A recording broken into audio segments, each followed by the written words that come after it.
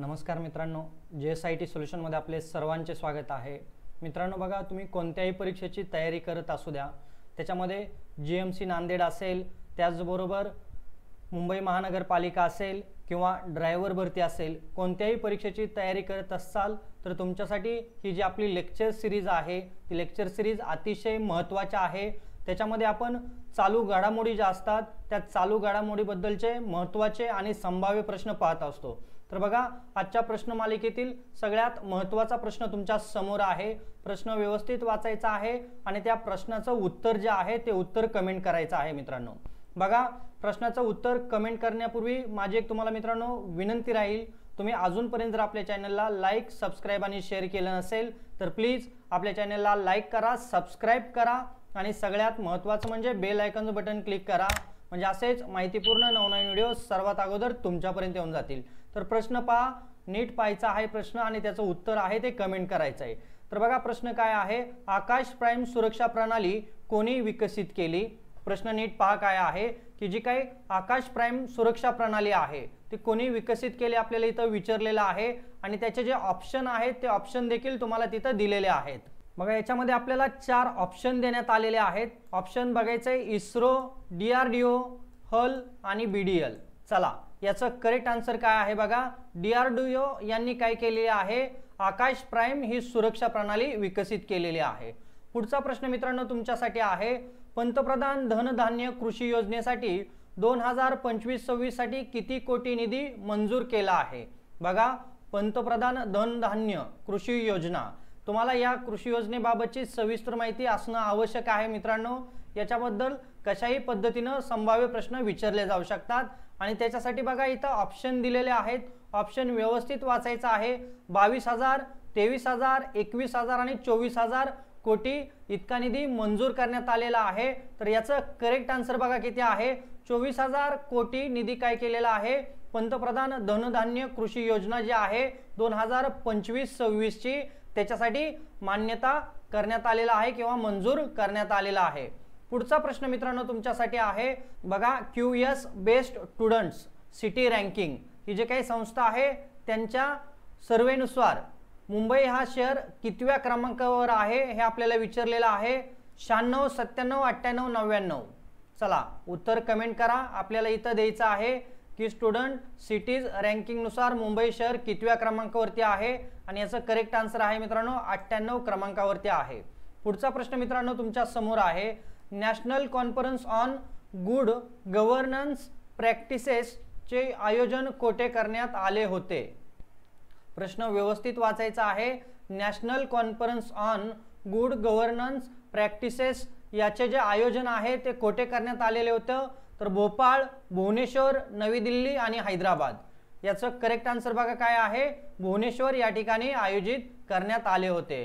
पुढचा प्रश्न बघा मित्रांनो तुमच्या समोर आहे, देशात स्वच्छतेचे मध्ये कोणत्या शहराला प्रथम स्थान मिळाले आहे? बघा, देशात जे स्वच्छता आहे त्या स्वच्छतेमध्ये कोणत्या शहराला प्रथम स्थान मिळालेलं आहे? इंदोर, भोपाळ, वाराणसी आणि मुंबई।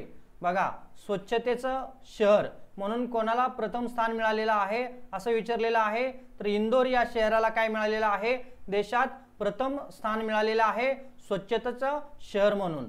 बघा, पुढचा प्रश्न मित्रांनो तुमच्या समोर आहे, इंदोर सलग कितव्यांदा देशात सर्वात स्वच्छ शहर ठरला आहे? बघा, इंदोर देशात स्वच्छ शहर कितव्यांदा ठरलेलं आहे? तर त्याच्यामध्ये 7, 5, 9 आणि 8 अशा आपल्याला ऑप्शन देण्यात आलेले आहे आणि याचं करेक्ट आन्सर काय आहे मित्रांनो? बघा, याचं करेक्ट आन्सर आहे 8व्यांदा काय झालेलं आहे, इंदोर हे सलग स्वच्छ शहर म्हणून देशात प्रथम क्रमांकावरती आहे। आलं का लक्षात?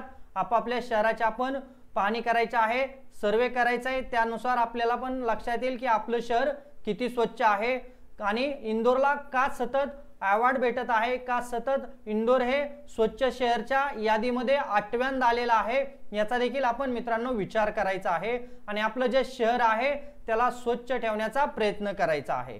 तर बघा, पुढचा प्रश्न मित्रांनो तुमच्या समोर आहे। प्रश्न काय आहे पहा, टॅरिबल गेनोम प्रोजेक्ट सुरू करणारे देशातील पहिले राज्य कोणते ठरले आले आहे आपल्याला इथं विचारलेलं आहे? तर गोवा, गुजरात, राजस्थान, बिहार। चला, याचं करेक्ट आन्सर बघा काय आहे, गुजरात। पुढचा प्रश्न बघा तुमच्या समोर आहे मित्रांनो, ICAR च्या स्थापनेला किती वर्ष पूर्ण झाले आहेत? ICAR ही जी संस्था आहे या संस्थेच्या स्थापनेला किती वर्ष पूर्ण झालेले आहेत?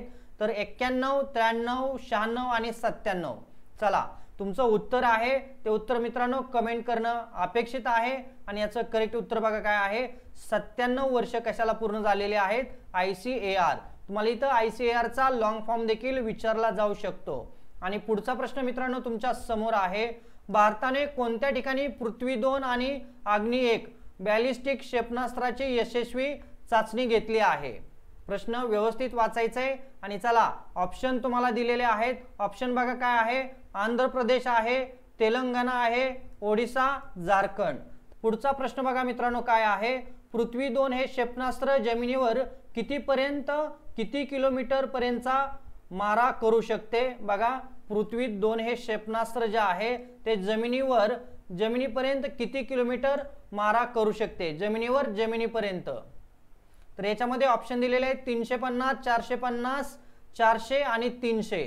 चला याचं करेक्ट आन्सर जे आहे ते करेक्ट आन्सर कमेंट करायचे आणि याचं करेक्ट आन्सर आहे 350 किलोमीटर पृथ्वी 2 हे क्षेपणास्त्र काय करू शकतं? मारा करू शकतं.